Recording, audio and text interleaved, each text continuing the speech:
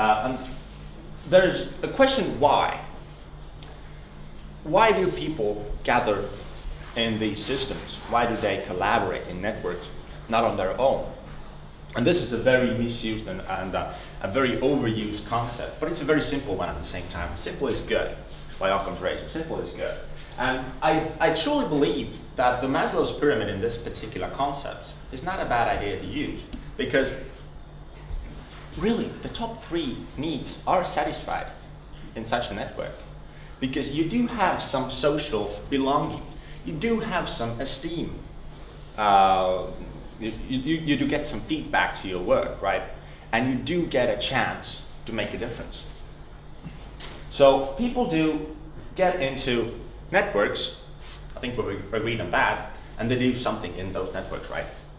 And these networks are usually based on what they love the most. Well, what could be better, right? You could do only that, and I think a lot of people would be happy. Bringing us eventually to social innovation, of course. There's a huge bunch of different terminology on the subject. And I'm not going to explain this a lot because there's no point in. You can check these out. There's a big difference between those things.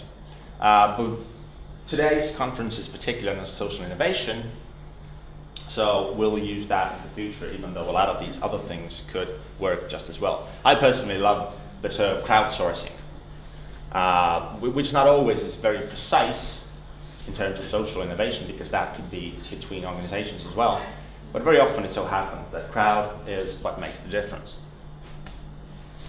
So when companies think about the changing world right now, then what they end up is that they could be as big as it gets, and they could still not conquer the world, because the crowd is always bigger.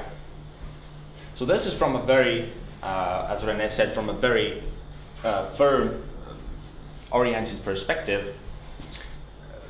The fact is, these people out there can always outperform us by their pure mass and by their pure interest in what we are doing. So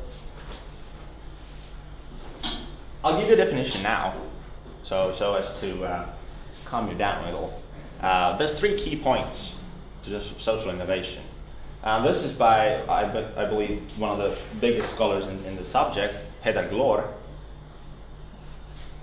is that these people are, first of all, self-motivated. They have a common goal, and they also do stuff via sharing. Now, how do you beat that? I believe the question is you don't, because a bunch of people who actually go by that system are so powerful.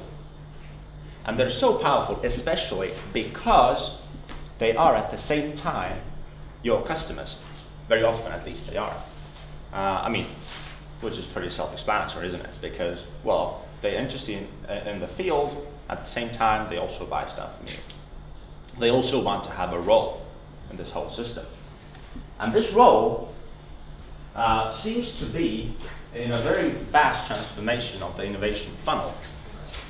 This used to be what Indrek said, the first and the second type of innovation, but usually even the first one most, the classical type. You see, the market is down here, so the company gives best judgment of what could be the solution, what could be the new hip thing, and they enter the market with it and see how it goes, right? Now the market seems to be overtaking the whole funnel right now. Because there's input, there's also assessment, there's also development, testing, and consumption of these things by essentially the same group of people. And I'm not saying that every customer does that, or all the people in the market do that. No, but they don't even have to. A lot of people can just, stick at home, watch TV, and that's all they do. And they take what's on the shelf. But a lot of people are very interested in this. They say about 10% of the consumers are very interested in giving an input. Actually, very interested in having a role in this system. And that's why it's important, because 10% out of 6.5 billion is quite a lot. Okay, so people get into networks. The companies usually have a choice. They can either fight this network. Okay, let me take a hypothetical scenario here. There's a forum online, for example. I myself, and we're in archery business.